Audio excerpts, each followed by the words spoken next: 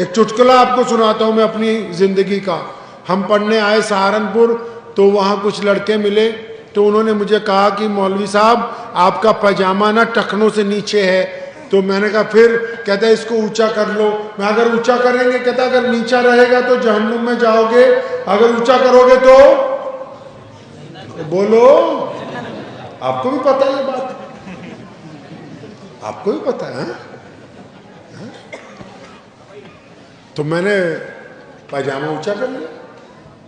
اب جب ہم گھر پہنچے چھٹی پہ, ہمارے ابا کو اللہ نے بڑی عزتیں عطا فرمائیں. خود بھی عالم تھے, باپ بھی عالم, دادا بھی عالم, پردادا بھی عالم, لکڑ دادا بھی عالم, اس کا ابا بھی عالم, ان کے ابا بھی عالم. اب میں نے ان کو پوچھا, میں کہا جی آپ تو ہمارے سے جھوٹی بولتے رہے گا, بیٹا کیا ہوا؟ میں تم تو کہہ رہے تھے کہ ماں کے پیروں کے نیچے جنت ہے, یہ سہارنپور والوں نے بتایا بھی ٹکنوں میں پھنسی ہوئی ہے. اگر یہ پاجامہ اونچا رہے گا تو جنت میں جاؤ گے, نیچے ہو جائے گا تو جہنم میں چلی جاؤ گے.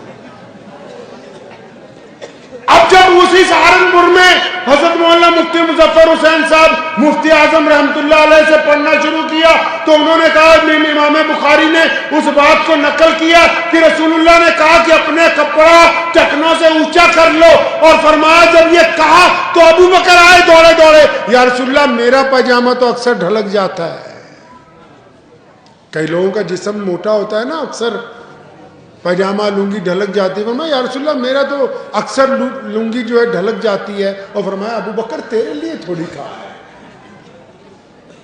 کیوں کہا؟ کیوں ہے جی مولانا یہ پاجامہ ٹخنوں سے اوپر کیوں رکھا ہے؟ ہم تو اسلام سے کوسوں دور ہیں. نبی علیہ السلام نے جب فرمایا اس کا مطلب یہ تھا کہ جو لوگ اکڑ کے چلتے ہیں, غرور سے چلتے ہیں, ان کا کپڑا اس لیے اونچا کروایا تاکہ ان کی گردن میں جو سریا ہے وہ نکل جائے. اب عاجزی سے چلیں, انکساری سے چلیں. اب سنو جو اصل مسئلہ ہے, یہ اصل مسئلہ یہ ہے کہ اگر کسی ملا جی کا پاجامہ ٹخنوں سے اونچا ہو اور وہ اپنے ابا کو گالی دیتے ہوں, اپنی اماں کی خدمت نہ کرتے ہوں, اپنی بیوی سے بدتمیزی کرتے ہوں, اپنے پڑوسیوں سے لڑتے ہوں, راہگیر کو راستہ نہ بتاتے ہوں, یتیم کی خبر گیری نہ کرتے ہوں, کسی مسکین کے پاس ضرورت کے لیے نہ جاتے ہوں, اب یہ ٹخنوں کی بجائے پاجامے کو گھٹنوں پہ بھی کر لے تو اسلام کو اس سے کچھ لینا. کیونکہ ہم نے اسلام کی روح کو قتل کیا ہوا ہے نا, ہمیں پتہ ہی نہیں دین ہم سے چاہتا کیا ہے. نماز پڑھتے ہیں ہم سب لوگ, نماز کیوں پڑھتے ہیں؟ جی اللہ کا حکم ہے. کہاں لکھا ہے؟ اللہ کے قرآن میں تو نماز پڑھنے کے لیے ہی نہیں کہا. اگر کبھی کسی آپ اپنے عالم کے پاس جائیں گے تو قرآن نے نماز کو قائم کرنے کا حکم دیا. نماز کو قائم کرنا. کیوں قائم کرنا ہے نماز کو؟ فرمایا اس لیے نماز تم پر فرض کر دی. اللہ نے وجہ تسمیہ بیان کی, فرمایا اس لیے تم پر نماز فرض کر دی تاکہ تم گندی باتیں کرنی چھوڑ دو, اچھی باتیں کرنے لگو. اب نمازی بھی ہو, گالی بھی دیتا ہو. قرآن ہی نہیں پڑھا کبھی, پتہ ہی نہیں نماز کیوں پڑھتے ہیں.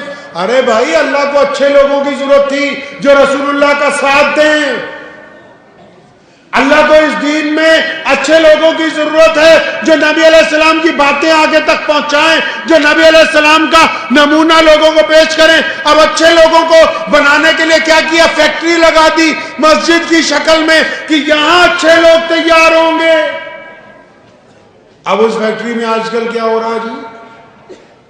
جو فیکٹری لگائی بندوں کو اچھا بنانے کے لیے, جس کا نام مسجد رکھا, وہاں کیا ہو رہا جی؟ وہاں ایک دوسرے کی ٹانگیں کھینچ رہے ہیں. پتہ ہی نہیں کہ ہم نماز کیوں پڑھتے ہیں. ہمارے بلے شاہ رحمۃ اللہ علیہ پنجاب کے بہت بڑے صوفی بزرگ گزرے ہیں, فرمایا کرتے تھے, قرآن پاک کی اس آیت کا ترجمہ پنجابی میں کرتے تھے, شاعر تھے نا, فرماتے تھے نماز بھی نیتی جاننے ہو, ٹھگی بھی کیتی جاننے ہو, یا کی کیتی جاننے ہو. مطلب نماز بھی پڑھتے ہو, جھوٹ بھی بولتے ہو, نماز بھی پڑھتے ہو, بے ایمانی بھی کرتے ہو, نماز بھی پڑھتے ہو, زنا بھی کرتے ہو, نماز بھی پڑھتے ہو, شراب بھی پیتے ہو, نماز بھی پڑھتے ہو, دوسرے کی بیٹی کی طرف گندی نگاہ سے بھی دیکھتے ہو, نماز بھی پڑھتے ہو, زنا کا ارادہ بھی. یہ کیا تماشا کرتے ہو بھائی؟ یہ تم نماز نہیں پڑھتے, تم بے ایمانی کرتے ہو.